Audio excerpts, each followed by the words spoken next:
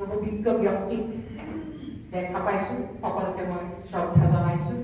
আৰু অনুপম কুমাৰ ন্যাসৰ প্ৰমুখ কৰ্মকৰ্তা, যিয়ে অনুষ্ঠানটোৰ সৈতে একাগ্ৰতাৰে ব্যস্ত হৈ আছে, সকলোকে মই মোৰ শ্ৰদ্ধা নিবেদন কৰিছোঁ।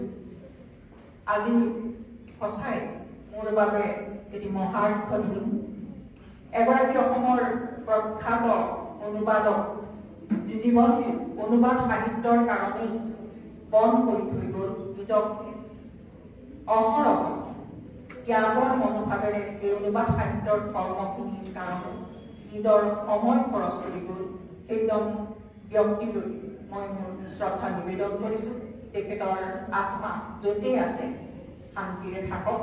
আৰু এই অনুষ্ঠানটিৰ যোগেদি তেওঁ অসমৰ অনুবাদ সাহিত্যৰ যিখন আকাশ, সেই আকাশখন তেখেতে পোহৰাই তুলিব। আৰু আমি সকলোৱে এই অনুষ্ঠানটো যাতে যাওঁতে জুকীয়া হৈ জিলিকি থাকে, সেই অনুষ্ঠানটোৰ বাবে আমি সদায় চেষ্টা কৰিম। আৰু আপোনালোকৰ সৈতে এই সমদলৰ সমভাগ আজি মোৰ অনুবাদ কৰ্ম ৫১টা কালজয়ী ইংৰাজী কবিতা, এই গ্ৰন্থখনৰ ভাৱানুবাদৰ বাবে আপোনালোকে মোক যি আদৰ, মৰম, স্নেহ আৰু সন্মান যাচিছে, সেইবাবে মই আপোনালোকলৈ মই মোৰ সশ্ৰদ্ধ কৃতজ্ঞতা আৰু শ্ৰদ্ধা জ্ঞাপন কৰিছোঁ। আচলতে মোৰ ধাৰণাৰ অনুবাদ হ'ল যদি আত্মাৰ বাৰ্তালাপ। আমাৰ ভাৰতীয় দৰ্শনৰ যিটো মূল আদৰ্শ বসুধৈব কুটুম্বকম, অৰ্থাৎ আমি যদি এটা নতুন ভাষাৰ সৈতে চিনাকি হওঁ, এটা নতুন ভাষা জানো, তাৰ অৰ্থ হ'ল যে আমি এটা নতুন আত্মাৰ সৈতে পৰিচিত হৈছোঁ। আমি জানো যে এইখন পৃথিৱীৰ স্থান, কাল, পৰিৱেশ সলনি হ'লেও প্ৰেম আৰু প্ৰকৃতিৰ সেউজীয়া চিৰদিনৰ বাবে, অনন্ত কালৰ বাবে সদায় চিৰনতুন। সেইকাৰণে কবিয়ে কৈছে, প্ৰেমত ঘূৰিছে ভূমণ্ডল, প্ৰেমত ঘূৰিছে সমতল।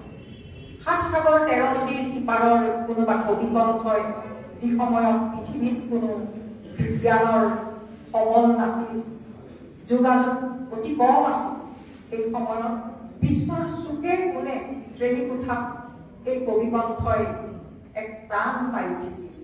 এয়া এক সঁচাই বিস্ময়কৰ কথা। কবি অক্টাভিয় পাজে এটা কথা কৈছিল যে ভাষা হ'ল জনসাধাৰণৰ সম্পদ আৰু কবিসকল হ'ল এই সম্পদৰ অভিভাৱক। সঁচাই কথাষাৰ। এই কথাষাৰ আমি যদি চাওঁ আমাৰ পৰিপ্ৰেক্ষিতত, আমাৰ সামাজিক পৰিপ্ৰেক্ষিতত যদি চাওঁ, জ্যোতিপ্ৰসাদ আগৰৱালা, নিৰ্মল প্ৰভা বৰদলৈ, ভূপেন হাজৰিকা, নৱকান্ত বৰুৱা, তেখেতসকলৰ যি সাহিত্য, সেই সাহিত্যত এষাৰগৰা কোমল কোমল অসমীয়া শব্দ আছে। আৰু এই শব্দখিনি চিৰ যুগলৈ অসমীয়া সাহিত্যত যুগমীয়া হৈ থাকিব। গতিকে মই ভাবোঁ যে এই কবিতাসমূহ, এই শব্দসমূহ অভিভাৱক ৰূপে কবিসকলে অনন্ত কালৰ বাবে বোৱাই গুণি থাকে। কবিতা ভাল পাওঁ। যেতিয়া মই ছাত্ৰী অৱস্থাত হাইস্কুলত আছিলোঁ, তেতিয়া কবিতা পঢ়িছিলোঁ, সুৰ লগাই কবিতা পঢ়িছিলোঁ। তাৰপিছত যেতিয়া ৭ম শ্ৰেণীলৈ পালোঁ, তেতিয়া H.W. লংফেলৰ চাম অফ লাইফ কবিতাটো পঢ়িছিলোঁ। আৰু সেই কবিতাটো কবিয়ে ইমান সুন্দৰকৈ কৈছিল, Tell me not in mournful numbers, life is but an empty dream. For the soul is dead, its numbers, things are not what this is.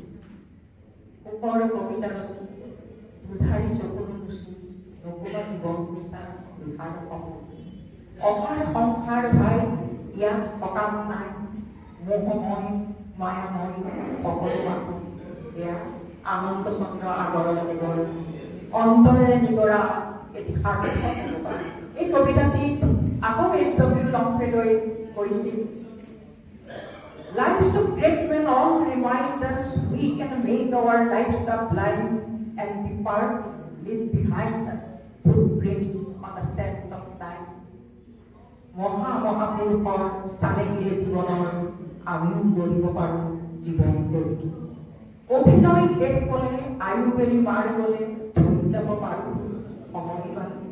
তেতিয়া ভাবিছিলোঁ যে এইটো এটা মূল কবিতাই, কাৰণ অনুবাদ কবিতাৰ কোনো লক্ষণেই নাই।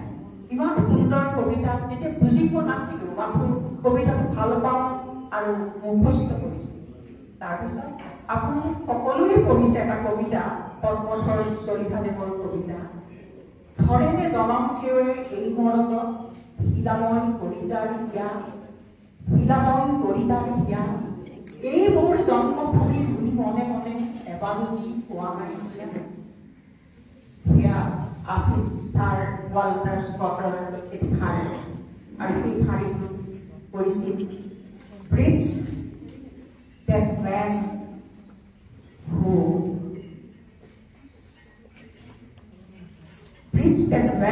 with soul so dead, who never to himself has said, This is my own, my native land. গতিকে এই কবিতাটো এটা সুন্দৰ অনুবাদ বুলি আমি আগতে জনাই নাছিলোঁ। এই যে কবিতাটো আমি গাই আছিলোঁ, গতিকে এনেধৰণৰ বহু কবিতাই মোৰ মন প্ৰাণ আপ্লুত কৰিছিল। গতিকে তাৰপিছত আকৌ এটা কথা, সকলোৰে ভাগ্যও থাকিব লাগিব। আমি যিখন অসমীয়া মাধ্যমৰ বিদ্যালয়ত পঢ়িছিলোঁ, সেই অসমীয়া মাধ্যমৰ বিদ্যালয়ত আমি যিকেইগৰাকী ইংৰাজী শিক্ষক পাইছিলোঁ, তেখেতসকল আছিল তীক্ষ্ণধী। তেখেতসকলে আমাক ব্যাকৰণৰ জ্ঞান নিখুঁতভাৱে প্ৰদান কৰিছিল। তাৰপিছত দেৰগাঁও কমলবৰা মহাবিদ্যালয়ত যেতিয়া অধ্যয়ন কৰিবলৈ যাওঁ, তাতো ইংৰাজী সাহিত্য আৰু অসমীয়া সাহিত্যৰ যিকেইগৰাকী শিক্ষকৰ পাঠদান আমি শ্ৰেণীকোঠাত উপভোগ কৰিছিলোঁ, তেখেতসকলৰ কথা শুনি, তেখেতসকলৰ পাঠদান গ্ৰহণ কৰি ভাবিছিলোঁ আমিও ছাৰসকলৰ দৰে এনেধৰণৰ কবিতা বা সাহিত্য চৰ্চা কৰিম। তাৰপিছত কিবা ভাগ্যে গুচি যায় মানুহৰ গতিবেগ। দ্য ৰোড নট টেকেন নামৰ কবিতাটো মই অনুবাদ কৰিছিলোঁ। মোৰ সৈতে জীৱনৰ মিল আছে কবিতাত, সকলোৰে বহুতৰ ক্ষেত্ৰত সেইটো মিল আছে যে সেই সময়ত আমাৰ চাম যিসকল ছাত্ৰ ছাত্ৰী, তেখেতসকলৰ প্ৰত্যেকৰে মানে বেছিভাগৰে ঘৰুৱা অৱস্থা কিমান উন্নত নহয়। উচ্চ শিক্ষা ল'বৰ কাৰণে আৰ্থিক অৱস্থাই কেতিয়াবা বাধাৰ সৃষ্টি কৰে। মোৰো কিবা ভাগ্য ভাল আছিল, সেই সময়ত দেৰগাঁৱৰ এজন কৃতি ছাত্ৰ, ইতিমধ্যে তেখেতৰ নাম হৈছে গোপাল কাংকানী। তেখেতে ইতিমধ্যে গুৱাহাটী বিশ্ববিদ্যালয়ৰ পৰা ৰসায়ন বিজ্ঞান বিভাগত উত্তীৰ্ণ হৈছে, আৰু তেখেতৰ সমগ্ৰ কিতাপ মই মোৰ নিজৰ কৰি ল'ব পাৰিলোঁ। আৰু সেইকাৰণে মই সিদ্ধান্ত ল'লোঁ যে কেমিষ্ট্ৰি ছাবজেক্টটো ভাল পাওঁ, আৰু সেইকাৰণে কেমিষ্ট্ৰি বিষয়টো পঢ়িবলৈ মই মনস্থ কৰিলোঁ। আৰু দেৰগাঁও কমলবৰা কলেজৰ পৰাই ৰসায়ন বিজ্ঞান বিভাগত অনাৰ্ছ সহ মই ৰসায়ন বিজ্ঞানৰ PhD পৰীক্ষাত উত্তীৰ্ণ হ'লোঁ। আৰু উত্তীৰ্ণ হৈ লগে লগে দেৰগাঁৱত কলেজত অনুষ্ঠিত যিকোনো সাহিত্যৰ প্ৰতিযোগিতা, সাহিত্যই সকলোকে মেৰিয়াই ধৰে, যিকোনো প্ৰতিযোগিতাত যোগদান কৰিছিলোঁ। আজি উপস্থিত হোৱা নিৰূপা পতংগীয়া কবিতাক দেখি মোৰ মনত পৰিছে, আমি একে সময়তে দেৰগাঁও কমলবৰা মহাবিদ্যালয়ত নৰেন শৰ্মা স্মৃতি তৰ্ক প্ৰতিযোগিতাত যোগদান কৰিছিলোঁ। বহু বছৰৰ মূৰত তেখেতে দুডাল মেলি গাঁঠি আহিছিল, মোৰ সেই কথাটো মনত পৰিছে। গতিকে আমি সেই সময়ত যিটো সহবিদ্যায়তনিক ধাৰা, এই ধাৰাটোত আমি আগবাঢ়ি গৈছিলোঁ। সাহিত্যৰ দিশত ছাৰসকলে আমাক অসমীয়া সাহিত্যই হওক, ইংৰাজী সাহিত্যই হওক, সুন্দৰভাৱে আমাৰ পুথিভঁৰাললৈ নি আগুৱাই দিছিল। বিজ্ঞানৰ মাজে মাজে সাহিত্য চৰ্চা কৰিলোঁ, আৰু বেলতলা লেখিকা সমাৰোহ সমিতিত মই অন্তৰ্ভুক্ত হ'লো আৰু গৈ গৈ কামৰূপ মহানগৰ জিলা লেখিকা সমাৰোহ সমিতিটো অন্তৰ্ভুক্ত হ'লো। 2019 চনত কামৰূপ মহানগৰ জিলা লেখিকা সমাৰোহে কটন বিশ্ববিদ্যালয়ৰ ৰসায়ন বিজ্ঞান বিভাগৰ হৰিশ্চন্দ্ৰ দেৱ গোস্বামীৰ যিটো প্ৰেক্ষাগৃহ, এই প্ৰেক্ষাগৃহত এখন অনুবাদ কৰ্মশালা অনুষ্ঠিত কৰিছিল আৰু সেই অনুবাদ কৰ্মশালাত যোগদান কৰিছিলোঁ আমি সমূহ সদস্যসকলে। কামৰূপ মহানগৰৰ সেই 25টা শাখাৰ সদস্যসকলে যোগদান কৰিছিল। তাত আহিছিল আমাক শিক্ষা দিবৰ কাৰণে সবল ব্যক্তি হিচাপে আহিছিল ডিব্ৰুগড় বিশ্ববিদ্যালয়ৰ ইংৰাজী বিভাগৰ তেতিয়াৰ মুৰব্বী অধ্যাপক ডক্টৰ প্ৰণাম মহন্তদেৱ আৰু অসম সাহিত্য একাডেমীৰ অনুবাদ বঁটা বিজয়ী বিপুল দেউৰীদেৱ, তাৰপিছত আহিছিল SCRTৰ ডেপুটি ডাইৰেক্টৰ ডক্টৰ নিযুক্ত বৰা ডাঙৰীয়ানী আহি সেই গোটেই দিনজোৰা কাৰ্যসূচীৰে আমাৰ লেখিকাসকলক কেনেদৰে অনুবাদ সাহিত্যত আগবাঢ়ি যাব লাগে তাৰ এটা ধাৰণা আমাক সোমোৱাই দিছিল। আৰু সেই কৰ্মশালাই, আজি কৰ্মশালাৰ কথা কৈছে যে এখন কৰ্মশালা কিমান প্ৰয়োজন, এখন কৰ্মশালাই আমাক কেনেধৰণে গতি সলনি কৰে, সেই দিনটো সঁচাই আমাৰ কাৰণে মাইলৰ খোজা হ'ল। আৰু সাহস কৰিলোঁ যে যি লিখোঁ সেয়াচোন অনুবাদ হ'ব আৰু সচেতন হ'ল কোন দিশত, কোনকেইটা দিশত সচেতন হ'ব লাগে সেই বিষয়ে সাৱধান হ'ল। আৰু তাৰপিছত আহিল মহামাৰী কোভিড কালত আমি সকলো গৃহবন্দী, তাৰপিছত কিতাপ কাগজ হাতত গোটাই ল'লোঁ। অসমীয়া বহুত কিতাপেই পঢ়িছিলোঁ, ইংৰাজী অলপ কম পঢ়িছিলোঁ। কেইটামান গল্প কিতাপ, কেইখনমান গল্প কিতাপ পঢ়িছোঁ বা আমাৰ পাঠ্যপুথিৰ কিতাপ পঢ়িছিলোঁ। তেতিয়া মোৰ সন্তানজনীয়ে ক'লে তুমি ইংৰাজী সাহিত্য নপঢ়িবা নেকি? তাৰপিছত মই তেওঁলোকৰ কথা শুনি মই ষ্টালগ্ৰেভৰ গল্ডেন প্ৰেজেণ্টখন উলিয়াই লৈ কবিতাবোৰ পঢ়িবলৈ ল'লোঁ। আৰু কবিতাখিনি পঢ়ি থাকোঁতে কেতিয়াবা ইমান আত্মাৰ এটা কিবা এটা কঁপনি হৈছিল যে ইমান একেই দেখোন অনুভূতিবোৰ ইমান সুন্দৰ, কিবা পাৰিম নেকি কৰিব। শ্বেক্সপিয়াৰৰ চনেট কেইটামান মেলি ল'লোঁ, ইমান সুন্দৰ অনুভূতি, চেষ্টা কৰিলোঁ। এটা চনেট যেতিয়া মই অনুবাদ কৰিবলৈ ল'লোঁ কেতিয়াবা মই এমাহ সময় লাগিছিল। তেনেতে আমাৰ এটা হোৱাটছআপ গ্ৰুপ আছিল, কটন কলেজত আমি পঢ়ি থকা আমাৰ বান্ধৱীসকলৰ এটা হোৱাটছআপ গ্ৰুপ আছিল। শ্বেক্সপিয়াৰৰ চনেট কেইটামান অনুবাদ কৰি তেখেতসকললৈ মই প্ৰেৰণ কৰিছিলোঁ। তাৰপিছত সকলোৱে দেখোন সাহস দিলে, বহলাবলৈ অনুৰোধ কৰিলে, আৰু লিখক বুলি আজৰি খায়। তাৰপিছত সেই সাহস পাই আকৌ কবিতা কেইটামান পঢ়ি মেলি ল'লোঁ। কিছুমান কবিতা অৱশ্যে দুৰ্বোধ্য। তেতিয়া মই ভাবোঁ মোৰ ছাৰসকললৈ, কলেজৰ ছাৰসকললৈ মনত পৰে, বহুদিন ইংৰাজী সাহিত্যৰ শ্ৰেণীকোঠাত নাছিলোঁ, কিন্তু এতিয়া আমাক সাধনটোৱে সেইখিনিও সহায় কৰি দিলে। ইউটিউবৰ বহু ইংৰাজী শিক্ষকৰ ক্লাছতো সোমালোঁ। এই যে কবিতাটো, জন কিটছৰ কবিতাটো লাভেল ডেনচেন্স মাৰ্চি, এই কবিতাটো আপোনালোক সকলোৰে চিনাকি কবিতা। মই দিছোঁ পাষাণ ৰূপহী। আৰু এই কবিতাটো যেতিয়া মই লিখিবলৈ ল'লোঁ প্ৰায় এটা মাহ লাগিল। তেনেধৰণেৰে চেষ্টা কৰিলোঁ। গৈ যেতিয়া 30টামান হ'ল আৰু ভাবিলোঁ চেষ্টা কৰোঁ, গৈ থাকোঁ। মাজে মাজে কভিডৰ ভয়াৱহতা আকৌ এৰি দিওঁ, তাৰপিছত আকৌ পঢ়ি আৰু এটা আধুনিক কবি তেখেত সীমাজ আৰু তেখেত নবেল বঁটা বিজয়ী কবি। আৰু তেখেতে যিটো কবিতা লিখিছিল, কবিতাটো হৈছে দিদিম। আমাৰ অসমীয়া সমাজৰ প্ৰেক্ষাপটত এই কবিতাটো অতি প্ৰাসংগিক। এই কবিতাটো অনুবাদ কৰোঁতে মোৰ এমাহতকৈও বেছি সময় লাগিছিল। কবিতাটোৰ দৰ্শন এনেধৰণৰ, কবিগৰাকীৰ পিতৃ ককা দুয়ো খেতিয়ক, মাটি খান্দে, মাটি খান্দি থাকোঁতে তেখেতে সোণালী আলু বুটলি আনে, ককাকক গাখীৰ দিবলৈ যায় পথাৰত, ককাকে গাখীৰকণ খাই আকৌ গাঁতলৈ সোমাই যায়। তেখেতৰ ভৰিত আধা ফটা গামবুট জোতা পিন্ধি লয়। এনেধৰণৰ এটা পৰিৱেশ, যিটো পৰিৱেশ আমাৰ অসমীয়া সমাজ জীৱনৰ লগত বৰ খাপ খোৱা। কিন্তু কবিগৰাকীয়ে হাতত কান্ধত তেওঁৰ কৌৰখন নাই, তেওঁ ককাক তেওঁ দেউতাকৰ সৈতে এতিয়া কৃষি পথাৰলৈ যাব নোৱাৰে, কিন্তু তেওঁ কাণেৰে অনবৰত খিৰিকীৰ কাষেৰে বাজি থকা ঘটম ঘটম শব্দ, এই গোৰৰ চাপ তেওঁ শুনি থাকে। কিন্তু তেওঁৰ হাতত আছে কুঠাৰখন, তেওঁৰ হাতত কুঠাৰখনো নাই, কোৰখনো নাই, তেওঁৰ হাতত আছে মাত্ৰ কলম। সেই কলমটো লৈ তেওঁ আগুৱাই যাব, কৈছে যে মোৰ হাতত কান্ধত কোৰখন নাই, মোৰ হাতত আছে মাত্ৰ কলমটো, তাৰে মই আগুৱাই যাম। কি সুন্দৰ কবিতা দিম, সেইটো আপোনালোকে নিশ্চয় পঢ়িব কবিতাটো।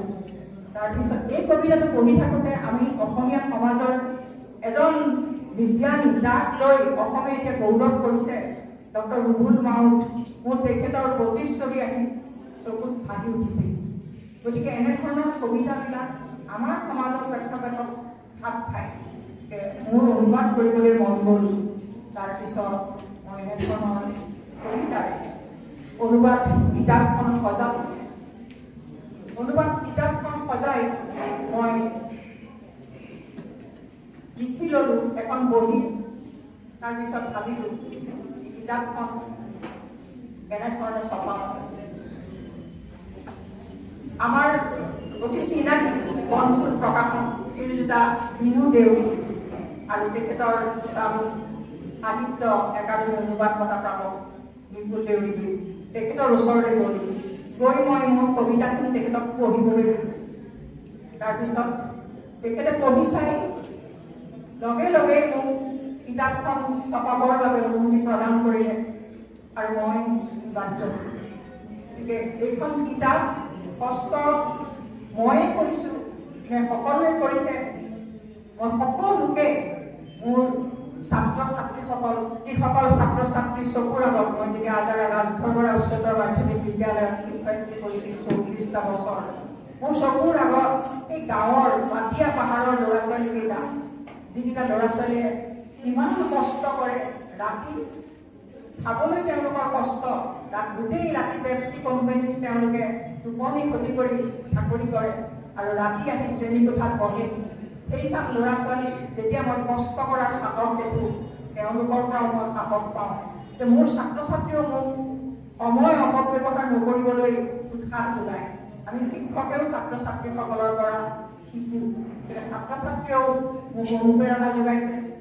পৰিয়াল আৰু সমাজখন, যিখন সমাজে আমাক মানুহ কৰি ঘৰখনে আমাক ডাঙৰ দীঘল কৰে, কিন্তু সমাজখন যদি সুস্থিৰ হৈ নাথাকে, আমি কেনেকৈ ভাল কথা চিন্তা কৰিম, আমি কেনেকৈ অনুষ্ঠানলৈ আগবাঢ়ি আহিম।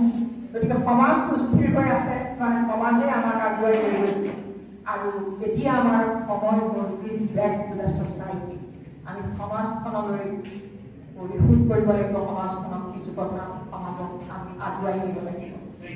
লগে লগে আমি যদি অৱসৰৰ পিছত সমাজৰ ফালে আহিম বুলি ভাবোঁ, সমাজে আমাক তেতিয়া চিনি নাপায়। গতিকে মই অনুৰোধ কৰিছোঁ ছাত্ৰ ছাত্ৰীসকলক যে পঢ়িবও লাগিব, আমি পঢ়াৰ জ্ঞানো লাগিব, কিন্তু এই সহবিদ্যাই তেনেকৈ শিক্ষাইহে আমাৰ জীৱনটো বোৱাই দিব, এই বোৱতী পুতি হ'ব আমাৰ জীৱনটো।